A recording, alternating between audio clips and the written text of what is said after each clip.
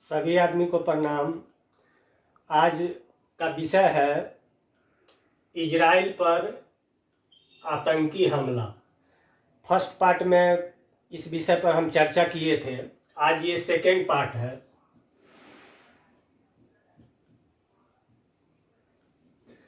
कुछ वीडियो अभी हम देख रहे थे तो उसमें से कुछ बातें आई, उस विषय पर हम चर्चा कर लेते हैं कि भारत का जो स्टैंड रहा इस टोटल मामला में, उसमें हमारे कुछ लोग कांग्रेस या और लोग जो है बहुत सारे प्रश्न उठा रहे हैं। ठीक है, उन लोगों का जवाब देंगे। भारत ने पहला जो आतंकी हमला इजराइल पर हुआ वो एक आतंकवादी हमला था। युद्ध तो था नहीं, किसी देश का लड़ाई नहीं था। तो उस भारत को तुरंत प्रधानमंत्री जी उस आतंकी हमला का निंदा किया और स्टैंड विथ इजराइल जो बोले या ट्वीट किए उसको हम बहुत अच्छा मानते हैं, चाहे विपक्ष जो भी कह ले। नंबर 2, यूनाइटेड नेशन में भारत ने अब्सेंट किया, इस पर लोग आपत्ति। एक्सीलेंट, इसको भी हम बहुत अच्छा मानते हैं, इसलिए कि एक ही देश में विपक्षी पार्टी से पूछना, खास करके कांग्रेस कम्युनिस्ट से, कि एक देश का दो सत्ता कैसे हो सकता है। फिलिस्तीन के खुद राष्ट्राध्यक्ष ये कह रहे हैं कि फिलिस्तीन का रिप्रेजेंटेटिव हमास नहीं है। तो आखिर हमास है क्या? फिलिस्तीन ही कह रहा है कि हमास रिप्रेजेंटेटिव नहीं है। कौन आतंकी हमला हमास ने किया? हमारे यहाँ कांग्रेस आलोचना कर रहा है किसका? कि फिलिस्तीन को जो है टू नेशन थ्योरी मानना चाहिए, इजराइल फिलिस्तीन को पर आक्रमण न करे। इजराइल फिलिस्तीन पर आक्रमण कहाँ कर रहा है? नंबर 3,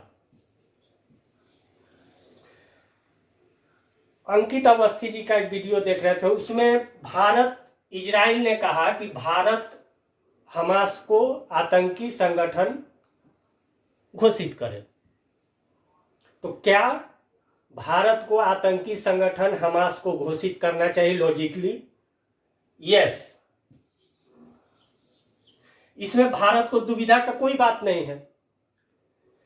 भारत का यह कहना है कि चूंकि ये हमास जो है सिर्फ इजराइल पर हमला किया है, ग्लोबल तौर पर कोई आतंकी हमला नहीं किया, इसलिए इसे आतंकी संगठन डिक्लेयर नहीं किया जा सकता। ऐसा न्यूज से हमको पता चला। आखिर खालिस्तान जो चुन्नू जो है, चिन्नू क्या जो मारा गया, खालिस्तान का मांग करने वाले सिर्फ भारत में है और भारत में ही हिंसा फैलाते हैं, कहीं और हिंसा तो फैलाते नहीं है। तो फिर हमारे विदेश मंत्री ये कैसे कह सकते हैं कि कनाडा में हेवन ऑफ टेरर कनाडा को? इसलिए कि अघोषित युद्ध जो है, किसी के द्वारा अघोषित युद्ध किया जाए तो वो आतंकी माना जाता है, आतंकी अटैक। किसी भी सत्ता के खिलाफ यदि कोई शस्त्र उठा ले उसे आतंकवाद कहते हैं। ये नहीं है कि सिर्फ उसी देश में, और सिर्फ ये बात तो फिलिस्तीन कह रहा है, और किसी को कहने का क्या जरूरत है? फिलिस्तीन खुद कह रहा है कि हमको हमारा रिप्रेजेंटेटिव हमास नहीं है। हमास स्वयं को, गाजा पट्टी वाले लोग जो है फिलिस्तीन को माने, वो तो अपना नेता मान रहे हैं हमास को। चौथी बात कि भारत का ये कहना कि यूएन में, कि बहुत अच्छी बात है कि यूएन में आप यदि किसी एक बात को आप यदि निंदा नहीं करते हैं कि इजराइल पर टेरर हमला हुआ, 1600-1400 लोग मारे गए, 300 लोग बंधक, अभी तक बूढ़ा बुजुर्ग बच्चा बंधक बनाए हुए हैं। तो उस बात का आप निंदा नहीं कर सकते हैं, तो फिर इजराइल का निंदा करने के लिए आप यूनाइटेड नेशन में कैसे जाते हैं? इजराइल पर जो हमला हुआ 193 देश, स्वयं इजराइल भी यूनाइटेड नेशन में नहीं गया, जाके करेगा क्या? यूनाइटेड नेशन करेगा भी क्या?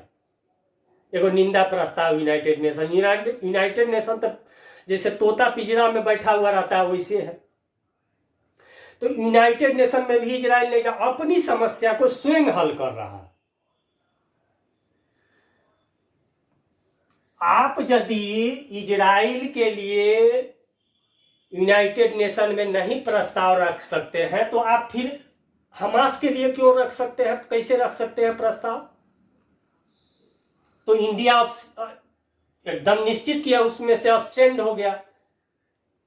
होना भी चाहिए ऐसा।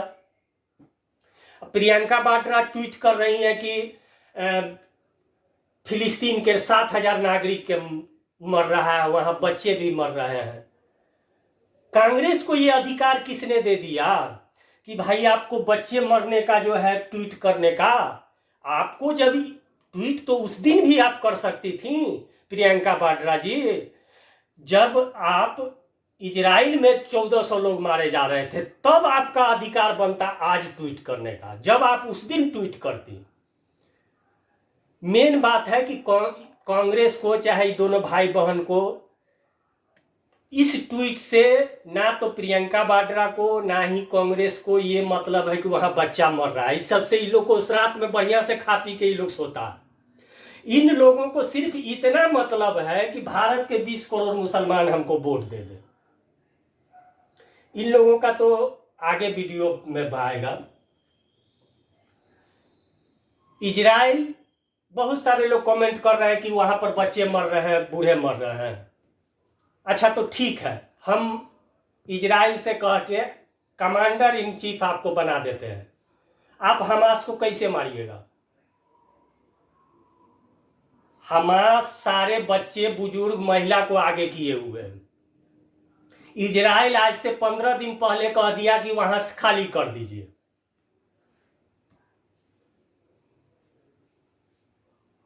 इजराइल टोटल खाली करने के लिए कह रहा है वहां पर, फिर भी वहां लोग हैं। अब कहते हैं कि टेरर को मारो। टेरर आगे किए हुए हैं बच्चे को। ओबामा जी कह रहे हैं कि बच्चा नहीं मरना चाहिए। अच्छा, हमको आप ये कह रहे हैं कि आदमी को मार दो, लेकिन जो उसका कवच है वो बचा हुआ रहना चाहिए। कवच बनाए हुए है वो मानव को। और इस 57 मुस्लिम देश में एक भी देश ने इजराइल पर जो हमला हुआ तो आलोचना नहीं किया। मानवता के नाते ऊपर मन से ही सही 2 लाइन आलोचना कर देते, उससे तो कुछ नहीं जाता था। तब आपका ये अधिकार था कि आज 7,000 लोग मर रहे हैं तो गलत हो रहा है। हम भी कह देते, कहना ही है ना, तो हम भी कह देते हैं ठीक नहीं हो रहा, लेकिन लॉजिक होना चाहिए ना। आज यदि इजराइल छोड़ देगा, 1400 आदमी मरा है, 200 आदमी बंधक है, इजराइल छोड़ देगा, कल 14,000 आदमी, 2 साल बाद 14,000 आदमी इजराइल का मारा जाएगा।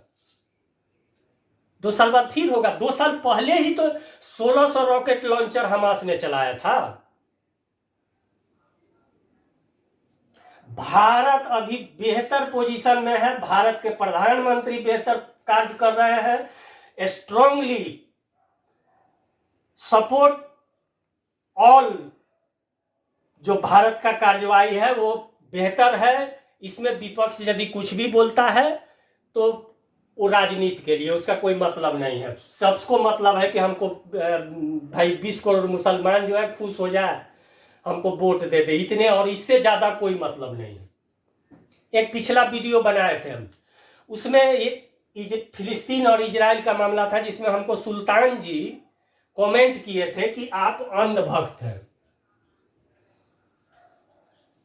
अब पता नहीं वो फॉल्स भी फेसबुक का हो सकता है कुछ भी, लेकिन चूंकि अब अंधभक्त आया है तो हम क्लियर कर देना चाहे। वो एक वीडियो भेजे थे कि अटल बिहारी वाजपेयी जी एक समय में भाषण देते हुए ये कहे थे कि जो बात हम अपने लिए भारत के मामले में कश्मीर में दूसरे देश ने जो मेरा जमीन हड़प लिया है, जो अपने लिए स्वीकार नहीं कर सकते हैं, वो बात इजराइल के लिए हम क्यों स्वीकार करें? इजराइल को हर हालत में फिलिस्तीन के जगह को खाली करना होगा।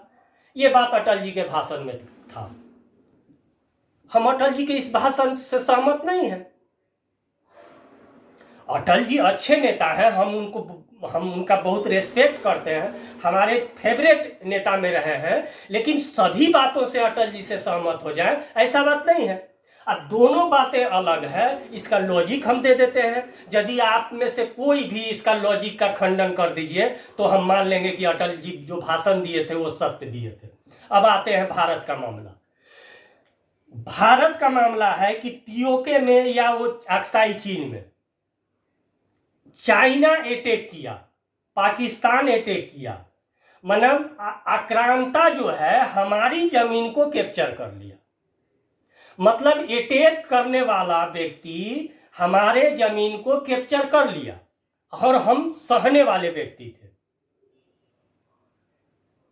बात को समझिएगा, आक्रांता चाइना और पाकिस्तान ने हमला किया, हमारी जमीन को कैप्चर कर लिया। इसलिए आज हम डिमांड करते हैं कि हमारी जमीन खाली करो। कंडीशन नंबर 2, इजराइल ने हमला नहीं किया, हमला करके जमीन कैप्चर नहीं किया। 6 देशों ने, मुस्लिम देशों ने इजराइल पर हमला किया, इजराइल को मिटाने के लिए। इजराइल युद्ध में जीत गया और इजराइल का क्षेत्रफल बढ़ा लिया। ये दोनों मामला अलग है। वहां पर हमला सहने वाले ने जीता और अपना क्षेत्रफल बढ़ाया, यहां हमला करने वाले ने जीता और हमारे क्षेत्र को कैप्चर कर लिया। तो दोनों मामला एक कैसे हो रहा है? हम अटल जी के बात से कैसे सहमत हो जाए? यदि भारत ने हमला किया होता और उस युद्ध में हम हार गए होते और हमारा अक्साई चीन नहीं कहना चाहते, अक्साई इंडिया को यदि चीन ले जाता और पीओके को पाकिस्तान ले जाता तो आज हम भारत कभी डिमांड नहीं करता कि हमको वापस कर दो। इसलिए कि हमने युद्ध शुरू किया, हमने हमला किया, अब हम हार गए तो जमीन खो दिए। ये दोनों मामला अलग है। सुल्तान जी जिस कॉलेज में पढ़ते हैं ना, उस कॉलेज का हम प्रोफेसर रह चुके हैं और जो किताब पढ़ते हैं उसके राइटर। इसलिए हमसे आप लॉजिक मत लगाए कीजिएगा। कितना मिनट हुआ? 14। रूस को ऐसा नहीं करना चाहिए था, हमास को इनवाइट नहीं करना चाहिए था। ठीक है, आपके साथ नाटो ने गलत किया, यूक्रेन में आपके साथ जो भी गलत हुआ, लेकिन अपना एक स्टैंडर्ड होता है। स्टैंडर्ड मतलब कि आप राष्ट्राध्यक्ष हैं और